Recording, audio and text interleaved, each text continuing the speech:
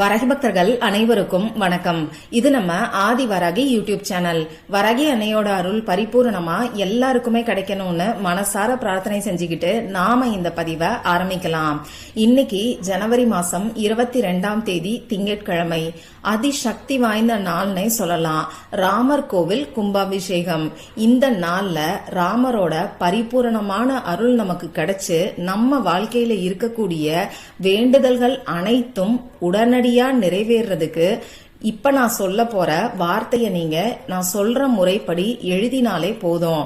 நீண்ட நாட்களா நிறைவேறாத வேண்டுதல்கள் கூட உடனடியா உங்களுக்கு நிறைவேறும். இது என்ன வார்த்தை, இதை நாம எப்படி எழுதணும்னு இப்ப நாம தெரிஞ்சுக்கலாம். இந்த வீடியோல நான் உங்களுக்கு ஈர்ப்பு விதி பயிற்சியை பத்தி தான் சொல்ல போறேன். பூஜை இல்லாத, வழிபாடு இல்லாத ஒரு முறைய பத்தி தான் பார்க்க போறோம். அதனால எல்லாருமே செய்யலாம். ஆண்கள் பெண்கள் யாரு வேணாலும் செய்யலாம். நமக்கு எந்த விதமான கட்டுப்பாடுகளுமே கிடையாது. பிறப்பு தீட்டு இறப்பு தீட்டு இருந்தா கூட தாராளமா செய்யலாம். இன்னைக்கு நீங்க அசைவம் சாப்பிட்டு இருந்தாலும் இப்ப நான் சொல்ல போற ஈர்ப்பு விதி பயிற்சிய செய்யலாம். பெண்களுக்கு மாதவிடாய் சமயமா இருந்தாலும் செய்யலாம். உங்க வீட்ல, ஆபீஸ்ல நீங்க டிராவல் பண்ணக்கூடிய சமயத்துல சொந்தக்காரங்க வீட்ல இருக்கீங்கன்னா அங்க இருந்து கூட இந்த ஈர்ப்பு விதி பயிற்சியை நீங்க தாராளமா செய்யலாம். இதுக்கு நமக்கு தேவையான பொருட்கள் என்னன்னு பாத்தீங்கன்னா, ஒரு பேப்பர் தேவைப்படும். கோடு போடாத அன்ரூல்டு பேப்பரா எடுத்துக்கோங்க. இந்த பேப்பர்ல எழுதுறதுக்கு பேனா, sketch pen, marker, glitter pen, இப்படி இதுல ஏதாவது ஒண்ண நீங்க பயன்படுத்திக்கோங்க. ரெட் கலர்ல இங்கு வரக்கூடிய பேனா, கிரீன் கலர்ல இங்கு வரக்கூடிய பேனா, ப்ளூ கலர்ல இங்கு வரக்கூடிய பேனா, இது மூணுல ஏதாவது ஒண்ண நீங்க யூஸ் பண்ணிக்கோங்க. பிளாக் கலர்ல இங்கு வரக்கூடிய பேனாவை மட்டும் நீங்க தவிர்த்துக்கோங்க. இன்னைக்கு ராமர் கோவில் கும்பாபிஷேகம். எல்லாராலையும் அயோத்தியில இருக்கக்கூடிய ராமர் கோவிலுக்கு போய் வழிபாடுகளை செய்ய முடியாது. அதனால நம்ம வீட்டிலேயே எளிமையான முறையில எப்படி வழிபாடு செய்யணும்னு ஏற்கனவே ஒரு பதிவு நான் உங்களுக்கு கொடுத்திருக்கேன். நான் அந்த வீடியோல கொடுத்திருக்கக்கூடிய படத்தை நீங்க பாத்துக்கிட்டு உங்க கையில அரிசிய வச்சுக்கிட்டு அந்த வீடியோல சொல்லியிருக்கக்கூடிய வார்த்தைய சொன்னாலே போதும். உங்களுக்கு இருக்கக்கூடிய எப்பேற்பட்ட தோஷமும் அதனால ஏற்படக்கூடிய கஷ்டங்களும் உடனடியா தீரும். அது என்ன படம், அந்த வார்த்தை என்னன்னு நீங்க தெரிஞ்சுக்கணும்னு விருப்பப்பட்டீங்கன்னா இந்த வீடியோவுக்கு கீழே இருக்கக்கூடிய டிஸ்கிரிப்ஷன் பாக்ஸ்ல அந்த வீடியோவோட லிங்கை நான் உங்களுக்கு கொடுக்கறேன். மேல ஐகார்ட்லயும் கொடுக்கறேன். கண்டிப்பா செக் பண்ணி பாருங்க. இப்போ இந்த பதிவு எதுக்காகன்னு பாத்தீங்கன்னா, இன்னைக்கு இந்த பிரபஞ்சத்துல நல்ல நேர்மறை ஆற்றல் நிறைஞ்சு இருக்கும். ராமருடைய எனர்ஜி அதிக அளவுல இருக்கும். இந்த நேர்மறை ஆற்றலை பயன்படுத்தி ராமருடைய பரிபூர்ணமான அருள் எல்லாருக்குமே கிடைக்கணுங்கிறதுக்காக வழிபாடு இல்லாத ஒரு முறைய நான் உங்களுக்கு சொல்ல போறேன். அதாவது வழிபாடுகளை செய்ய முடியாதவங்க இன்னைக்கு செய்ய வேண்டிய ஒரு எளிமையான ஈர்ப்பு விதி பயிற்சியை பத்தி தான் பார்க்க போறோம். ராமரோட ஜாதகத்தை நம்ம பார்த்தாலே நாம செஞ்ச பாவங்கள் எல்லாமே நீங்கி புண்ணியங்கள் வந்து சேரும்னு சொல்லுவாங்க. அதே மாதிரி ராம்ங்கிற நாமத்தை நாம ஒரு தடவை சொன்னாலே வேதங்கள் எல்லாத்தையும் சொன்ன பலன் கிடைக்கும். ராமரை காட்டிலும் ராம நாமத்துக்கு வலிமையும் ஆற்றலும் அதிக அளவுல இருக்கு.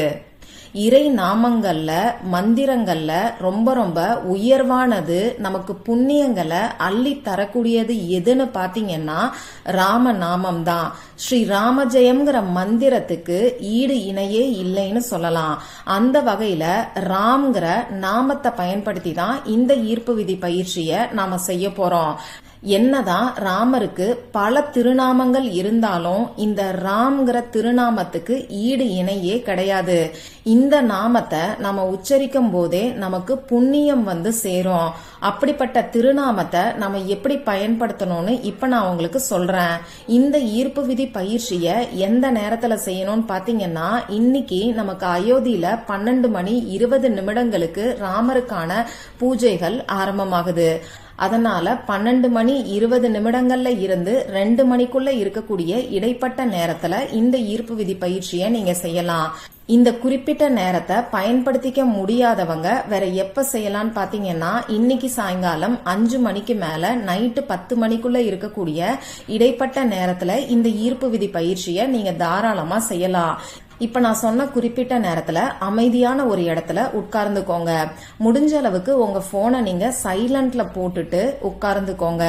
எந்த விதமான டிவி சத்தமும் இல்லாத மாதிரி அமைதியா உட்கார்ந்துக்கோங்க. உங்க மூச்சை நல்லா ஆழமா உள்ள இழுத்து வெளியில விடுங்க. இந்த மாதிரி 3 முறை நீங்க செஞ்சீங்கன்னா நிச்சயமா உங்க மனசு ரிலாக்ஸ் ஆகும். இத நம்ம சேனல் ஸ்டார்ட் பண்ணதுல இருந்தே நான் ஒவ்வொரு பதிவுலையும் தொடர்ந்து உங்களுக்கு சொல்லிக்கிட்டு இருக்கேன். ஏன்னா இத நீங்க ட்ரை பண்ணி பாத்தீங்கன்னா நிச்சயமா உங்க மனசு ரிலாக்ஸ் ஆகிறத உணர்வீங்க. நாம எந்த ஒரு பதட்டமும் கவலையும் இல்லாத நேரத்துல செய்யக்கூடிய வழிபாடுகளுக்கும் ஈர்ப்பு விதி பயிற்சிகளுக்கும் பல மடங்கு பலன்கள் நமக்கு கிடைக்கும். அதனாலதான் ஒவ்வொரு வீடியோலயுமே மூச்சை நல்லா ஆழமா உள்ள இழுத்து வெளியில விடுங்கன்னு நான் உங்களுக்கு சொல்றேன்.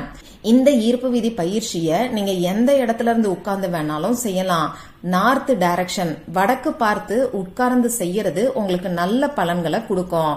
இப்போ உங்க வீட்ல, ஆபீஸ்ல நீங்க எந்த இடத்துல இருக்கீங்களோ அங்க நார்த் டைரக்ஷனை ஃபேஸ் பண்ணி நீங்க உட்கார்ந்துக்கோங்க. இப்ப நான் சொன்ன மாதிரி நல்ல மூச்சு ஆழமா உள்ள இழுத்து வெளியில விட்டுட்டு இப்ப நான் சொல்ற மாதிரி பேப்பர்ல நீங்க எழுதிக்கோங்க.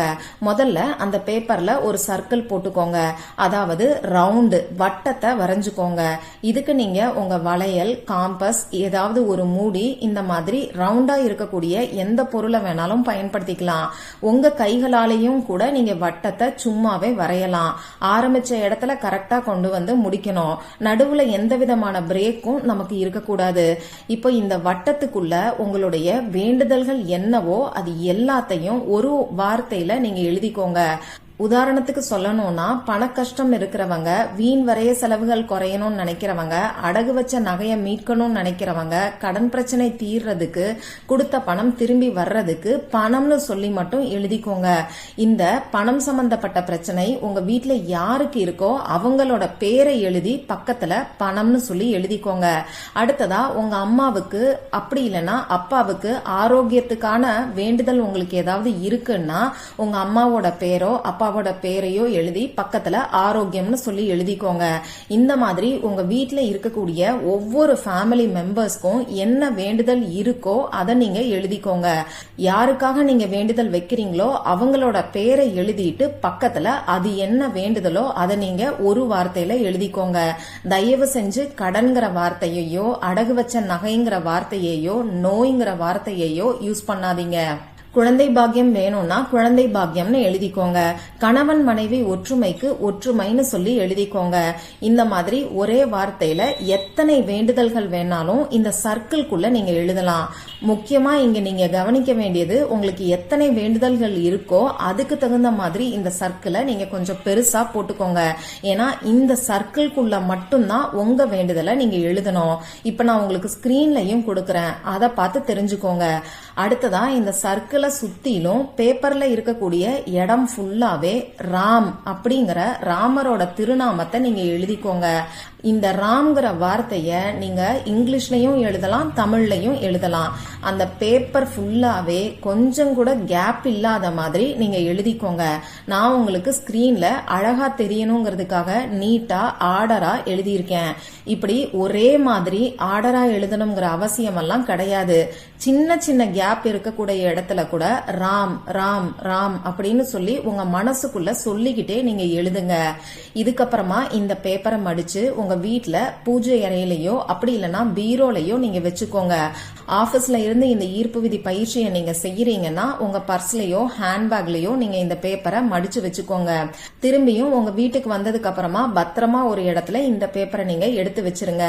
இந்த பேப்பர்ல நீங்க எழுதி வச்சிருக்கக்கூடிய வேண்டுதல்கள் எல்லாம் நிறைவேறினதுக்கு அப்புறமா இந்த பேப்பரை எடுத்து எரிச்சிருங்க.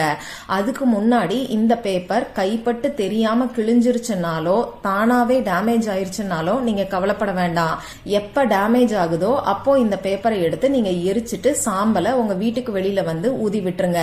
முடிஞ்ச அளவுக்கு உங்க வேண்டுதல்கள் நிறைவேற வரைக்கும் அந்த பேப்பர் உங்க வீட்டுல ஏதாவது ஒரு இடத்துல பத்திரமா இருக்கிற மாதிரி பாத்துக்கோங்க. இவ்வளவுதான் நீங்க செய்ய வேண்டியது. எல்லாருமே செய்யக்கூடிய வகையில எளிமையான ஒரு ஈர்ப்பு விதி பயிற்சியை தான் இப்ப நான் உங்களுக்கு சொல்லியிருக்கேன். சொல்லியிருக்கேன். ஆனா ரொம்ப ரொம்ப சக்தி வாய்ந்த நாள்ல சக்தி வாய்ந்த ஒரு திருநாமத்தை பயன்படுத்தி இந்த ஈர்ப்பு விதி பயிற்சியை நாம செய்யறோம். அதனால நிச்சயமா இந்த ஈர்ப்பு விதி பயிற்சியை செய்யற எல்லாருக்குமே நல்ல பலன்கள் கிடைக்கும். நம்பிக்கையோட ட்ரை பண்ணி பார்த்துட்டு ரிசல்ட்டை மறக்காம எனக்கு ஷேர் பண்ணுங்க. இந்த பதிவுல உங்களுக்கு ஏதாவது சந்தேகம் இருந்ததுன்னா எனக்கு கமெண்ட் பாக்ஸ்ல கேளுங்க. அதை நான் உங்களுக்கு உடனே தெளிவுபடுத்துறேன். இந்த பதிவு உங்களுக்கு பிடிச்சிருந்தா லைக் பண்ணிட்டு உங்க ஃப்ரெண்ட்ஸ் அண்ட் ஃபேமிலி கூட ஷேர் பண்ணுங்க. இந்த மாதிரி அந்தந்த நாளுக்கும் நேரத்துக்கும் திதிக்கும் உரிய வழிபாடுகளையும் பரிகாரங்களையும் நீங்க மிஸ் பண்ணாம தெரிஞ்சுக்கிறதுக்கு நம்ம சேனலை மறக்காம சப்ஸ்கிரைப் பண்ணிட்டு பக்கத்துல இருக்கக்கூடிய பெல் ஐகானையும் பிரஸ் பண்ணிக்கோங்க. மற்றும் ஒரு பயனுள்ள பதிவுல நாம சந்திக்கலாம். நன்றி.